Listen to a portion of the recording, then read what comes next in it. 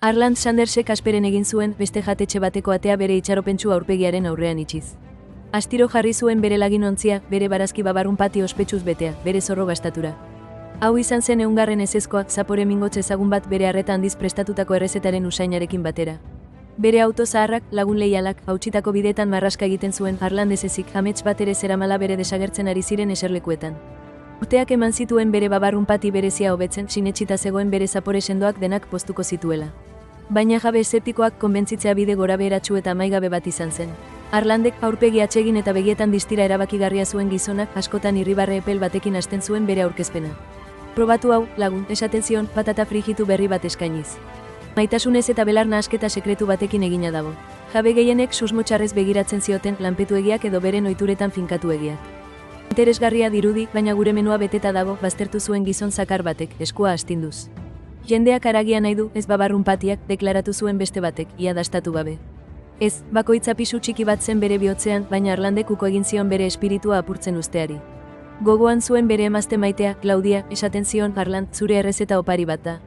Zutziate itxi batzuek zugeldiarazten. Haren hitzak erregaia bezalakoak ziren bere harima nekatuarentzat, nekearen gainetik bultzatuz. Bere aurrezkiak agortu ziren errepide seinaleak hiri ez ezagunen fluxu etengabe batean lausotzen. Batzuetan bere autoan egiten zuen lo, beste batzuetan motel merkeetan, beti bere errezeta preziatu agertu zuela. Gizon zaharra zen, baina bere pasioak inoiz baino argiago zegoen, bere bidea aurrera argituz. Gau batean, ezezko amaigabeko beste egun baten ondoren Arland herri txiki eta lasai batean sartu zen. Hango jantokiak, errepideko atxeden lekua, izenekoak, bera bezain nekatuta zirudien, neon argi keinukari batekin. Hau izango zen bere 1000 saiakera, edo agian 1001. Sartu zen, ate gaineko kanpaiak astiro-astiro jo zuen, neskame bakarti eta nekatua erakutsiz mahaiak garbitzen. Barkatu, Andre hori, hasi zen Arland, bere ahotsak arraska luzearen ondorioz zakarra. Jabea hor aldago, zerbait berezia erakutsi behar diet. Jabea, Clara izeneko emakume bat, sukaldeatik atera zen, eskuak mantalari garbituz. Arlandi begiratu zion, bere aurpegia nekatua baina kuriosoa. Zer egin dezaket zuretzat, jauna, galdetu zuen, bere ahotsa harrigarriro leona. Arlandek bere babarrun patia azaldu zuen, bere ahotsak bere ohiko pasioa eta konbentzimendua berreskuratuz. Sorta fresko bat prestatu zuenan bere parrillan, usain gozoak jantokia betez. Clarak begiratu zuen, irribarre ahul bat espainetan, bere interesa argi eta garbi piztuta. Mokadu bat hartu zuen, begiak apur bat ireki zitzaizkion harrituta eta pozik. Hau, benetan zerbait da, jauna, marmaratu zuen, beste mokadu bat hartuz gogoz. Ez berdina da, baina goxoa. Inoiz ez dut horrelakorik dastatu. Arlanden bihotzak salto egin zuen pozez eta arinduz. Probatu egingo dugu, iragarri zuen Clarak, bere beginekatuetan txinparta berri bat. Jar dezagun menuan berezi gisa. Jendea beti ari da zerbait berriren bila. Arlandek ezin zuen sinetxe entzundakoa, azkenean, bai, bat. Bere lehen kontratua, eskuz emandako akordio txiki bat, edo zein akordio handi baino handiagoa iruditu zitzaion. Errepideko atxeden lekua, ko bezeroek babarrun patiak maite zituzten eta laster plater goxo berriari buruzko hitza zabaldu zen. Arlandek, orain zaharrago eta jakintsuago, ez zuen ora amaitu bere bidaia.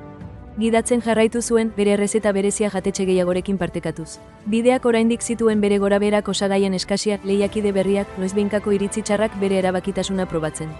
Baina orain, Arlandek bazekien nola maneiatu esperientzia eta jakituria horiek. Kasi zuen kolpe bakoitza bidearen zati bat besterik ezela, ez bere aurrerapena geldiarazteko arrazoi bat. Egokitu zen, bere metodoak hobetu zituen eta erronka guztiei aurre egin zien. Azkenik, bere barazki babarrun pati errezeta herrialde osoko gogokoenetako bat bihurtu zen, bere espiritu hautsezinaren eta ikuspegiaren testigantza. Legatu bat eraiki zuen, ez bakarrik errezeta goxo batean, baita bere ametsarekiko fedetinkoan ere. Haren istorioak errepide irekiaren jakituria oihartzun zuen, guretzat guztiontzat ikasgai boteretsu bat. Bizitza benetan kolpeka dagoen bide bat da, Arlanden bidaia luze eta zaila bezala. Erronka hauek ez gaituzte bidetik ateratzeko helburua, baizik eta gure bilaketan erresilientzia eta determinazioa irakasteko. Bide gorabeheratsu batetik gidatzean bezala, tinko gidatu behar dugu, gure arreta mantendu eta helburuarekin aurrera egin. Arland Sandersen bidaia ikaragarriak aurrera jarraitzera inspiratu bazaitu, arpidetu basku ere pora ipuin mitiko gehiago lortzeko. Atsegin dut gaur ikasgai hau aplikatuko baduzu eta komentatu zein istorio famatu partekatu beharko genukeen hurrengo.